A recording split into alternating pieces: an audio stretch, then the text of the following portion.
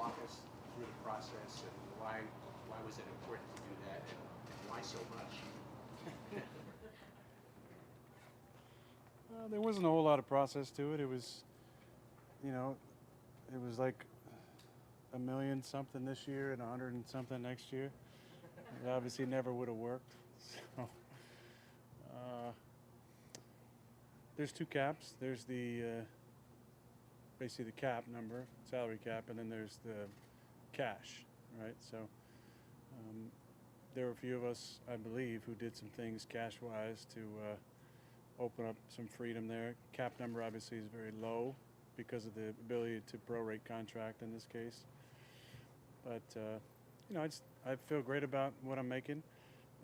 It wasn't really a negotiation, like back and forth, me starting at 50 and them starting at 20 and meeting somewhere. It was an easy conversation between, much of it between me and Joe. Just talking about the state of the team and the opportunities that could be out there, that are out there now, that could be out there, and what both sides felt comfortable with. And then we just, I mean, it wasn't like there was stress points. I think the only stress was, you know, maybe Mr. Johnson wanted to get something done, but we weren't stressing about it at all. And, you know, we got it, took a couple days to get it down on paper, but it wasn't a big deal. Did you have to talk to the Players Association, Aaron? Because obviously, from their perspective, they want every player to get every penny they possibly can for future contracts. So, did you have to have a discussion with them? No, I don't have a lot of discussions with the PA. I do like the president a lot, though. I'm a big fan of his. But no, I didn't have a conversation with him. Sorry. You Go ahead. mentioned to Peter that, you know, a lot of stuff happens around the trading deadline in the NFL now more so than in past years. Is that how much of a part of it is the whole contract thing, just creating that room for the Jets? And like, do you have a player in mind? No, not necessarily. No, I don't think necessarily. Sorry to cut you off there, Rich, but it's not really about that. It's about guys before training camp, guys at the end of training camp that we could possibly bring in. There's obviously more trades now that we see across the league, at least bigger names at the deadline than maybe my first couple of years in the league. But you know, this is going to be a few years partnership, and after that, hopefully, there's not a huge kind of cap issue. That's why we didn't need to backload it or put any special escalator, strange things in the contract to, you know, to weigh down the organization after I'm done playing. You talked a lot about your perspective. Hey, you're back. I am. Yeah, I was All a right. Giants for a couple days. I know. Saw that. You've talked a lot about your perspective off the field, or some of your things you've done off the field has improved your perspective on the field. Is this pay cut? Is this giving some money back? Is it something you would have done 4 or 5 years ago, or is it kind of your evolution as a player and as a person kind of gave you the willingness to do this? I mean, it was the right thing to do. I felt like I'm very well paid, so I have no problem with what I'm getting paid. I took contracts years before free agency for a number of times, knowing that I would be at the top of the market probably, and to get passed up multiple times. I never hit free agency, so obviously the Packers stepped up multiple times with top of the market deals that would be passed up at some point over the course of that deal multiple times. So I felt confident about the compensation at the time. We did things a couple times to help the cap out during my time there. This, to me, is a win-win-win for everybody. Win for me, I get paid a ton of money. Win for the team, we get a low cap number and deferred some cash. Win for other guys that we can bring in and sign, and I have no complaints. I'm not missing it at all. Sorry, you'll be in Canton here for a couple of days coming up. Will you give yourself time to sort of reflect and say, you know, next time I come here, maybe to my own production? Oh, I don't know about that. I mean, that's going to be a while. You know, I want to play a few more years, and then be 5 after that. So who knows what's going to happen in 8 or 9 years. It's a long way off. But I do have a lot of love for the history of the game. I grew up watching old VHS tapes, and so I'd been to the Basketball Hall of Fame and never the Football Hall of Fame. So I'm excited to be there and see some of the older guy stuff that I kind of grew up watching. There's a lot of Packer history there, obviously, stuff from the first couple Super Bowls and some greats that played there, and it would be fun to hopefully see Revis and Klecko at some point because it's a big weekend for them. You mentioned Woody Johnson. You've never really worked with an owner as a singular figure before. I'm curious what your relationship is with him and what kinds of things did he say or do in that 5-hour meeting that inspired you to make this decision? Well, he brought a nice gift. Yeah, brought a nice gift. What was it?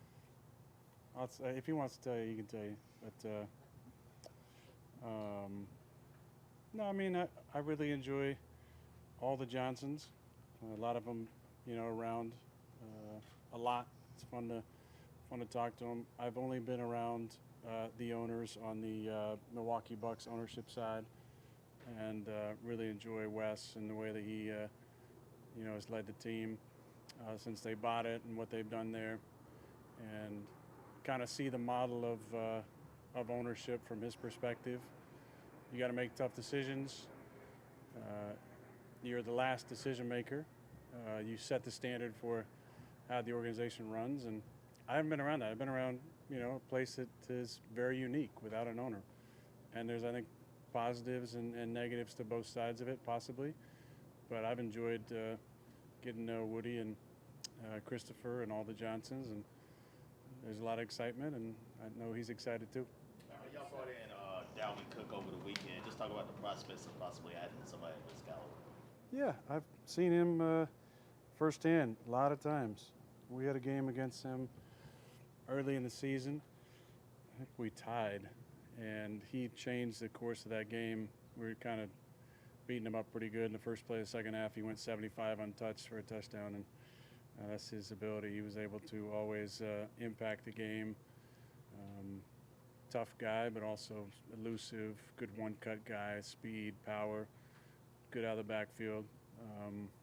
I love the guys that we got. I think there's a lot of talent there, a lot of opportunity.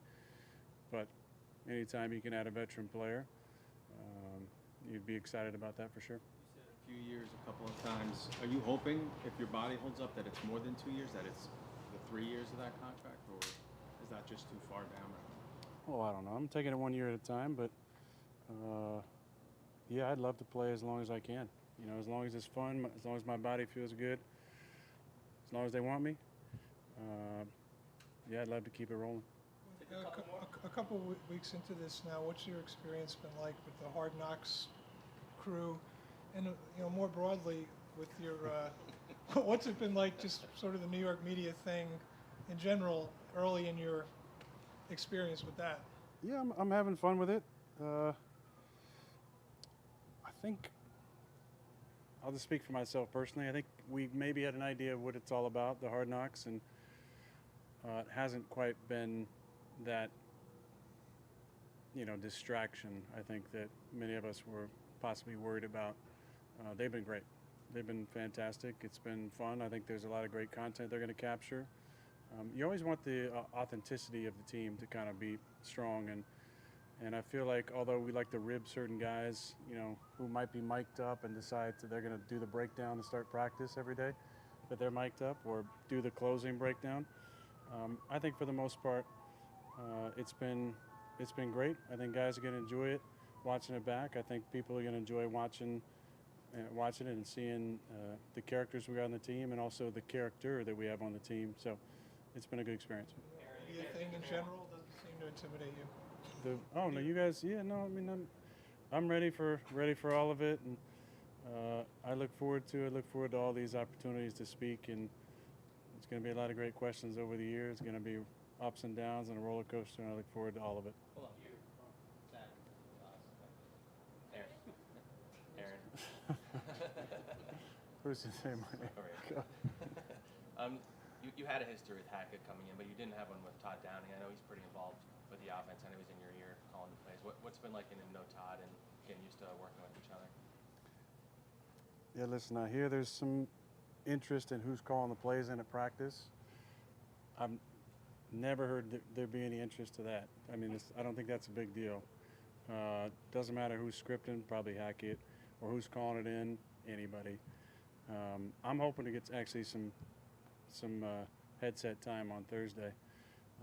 I always tell the coaches, if you just slow down and enunciate, it goes a lot easier. And it's every now and then they would let me get on the headset and go, oh, that's how you like it? I say, yeah. You don't have to say it once if you enunciate and slow it down. But I'm loving Todd. I really am. I pulled him aside multiple times, like after little individual drills, and just said, because I believe in like positive reinforcement, and just said, that's a great drill. You know, maybe add some colorful metaphors in there for emphasis, but I think he does a really good job of teaching the position. The fun part is, and for whatever reason, you know, there's certain spots that they're letting hard knocks in and out, and, you know, we're working on some things, because I think there's some interesting things in the quarterback room that Todd allows for, and whether or not we see that in the show, or maybe they just let in one Jets drive, we'll see.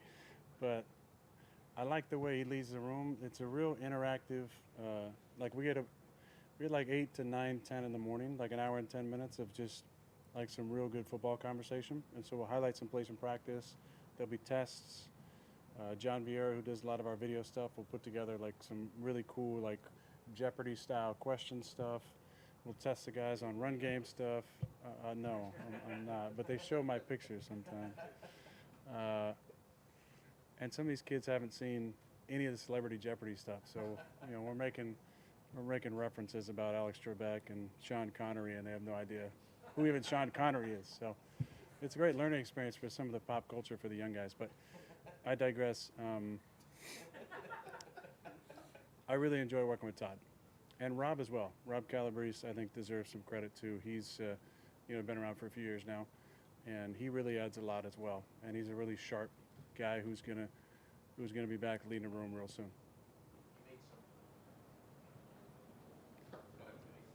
Aaron, when you were deciding what you wanted to do, it seems like forever ago now.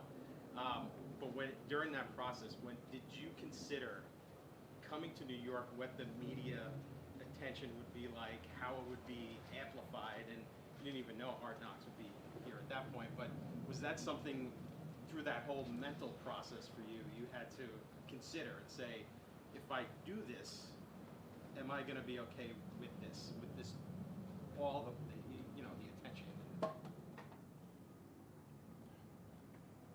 With all due respect, now I can say whatever I want. That's how it works, I think. I really didn't consider that part of it. I'm aware of the New York media. They're phenomenal. They can be tough. But I laughed at certain individuals in the media who would say, he can't handle the New York media. Okay. I look forward to the opportunity to speak and get my message out. I look forward to tough questions. I'd rather have tough questions than softballs. I'd rather, have to think up here than be able to spout off some rhetoric and autopilot. This is not my personality. So I enjoy the fact that you all have a job to do, and you're all going to write what you feel is correct, and that there's going to be some tough times during the season, and some times where people are loving us up, and I enjoy the entire trek up the mountain. Okay. Aaron, as your team gets ready to go in, first preseason game, you talked about wanting to be on the mic, but do you have any desire to get any live reps in the preseason as you're instilling this offense with this team? It's always an interesting question. Guys are asking me when's the last time I played in the preseason, and I had a hard time actually pinpointing that. With these new joint practices, those kind of serve as that time, although I'm not getting hit. I wouldn't mind playing in the preseason. I wouldn't mind. If Rob said, hey, we're going to go, whatever, cool, let's do it.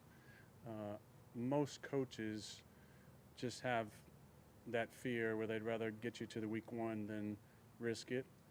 But I believe there's a chance for the last one, and that we'll probably use Carolina and Tampa, those joint practices, as kind of our preseason tune-up. But if Robert says, hey, we're going to go a quarter or quarter and a half or a half, whatever, in the last one, then we'll suit up and do it. Last two right here, Allen and Cox. Last two. Eric, can I go on? Aaron, you talked about tough times. Zach obviously went through tough times last year, and I know you're always in his ear, on the field, off the field. What have you seen from him from when you first got here to maybe now? I mean, Robert's talking about he looks a lot more comfortable. Well, I think definitely some maturity, for sure. As much as anything, I hope that this time for him is like a deep inhale and exhale, that he can really like take a breath and pause and sit with the disappointment of last year and the frustration, and then channel it. And I feel like he has, but just rechannel it to a positive and focus on the opportunity in front of him to learn with a guy who loves him and cares about him and wants him to be great and wants him to do incredible things every day and to get better. And then just go be himself and look at this as a chance to reset. I think he's done it. It's a tough position. You're the guy, you dealt with all the stuff last year, his play on the field, the frustration, some of the stuff that he said, and the stuff that was said about him, which is probably the most difficult by his teammates and by some of you all. And now he's got a chance to kind of reset that whole thing and take back the narrative. I think he's done a great job. He's played really, really well in camp. You guys have watched it. I mean, he's made a number of great throws. He looks confident. His fundamentals, I think, are improving. He's throwing the ball on time because he's got all the other intangibles. He can run, he can move, he can throw on the move, he can throw no-look passes. It's just to be a good reset for him. And I think he'll look back years from now and be really thankful for this time to grow, to reset, to take a breath, and it's going to set him up for a nice long career in the league. Aaron, I know you were asked about this on NFL Network the other day with Sean Payton's comments about Nate and the organization. Is that sort of a violation of kind of a code that is around the league? If coaches really don't say that about other coaches, and players typically don't criticize players on other teams. Did you feel like he kind of crossed the line there? I think that there was a lot of people that felt that way. I think there was a lot of people that were surprised by the comments. Everyone's entitled to their own opinion, and you don't have to like it. And I didn't like it at all. And that's why I said what I said. I have a lot of love for Nathaniel. He's a good human being. He's a man of high integrity. And I'll always stand by him and my teammates. So I thought it was surprising, but everyone's entitled to their opinion, and some of them you like and some of them you really don't like. Thanks, everybody.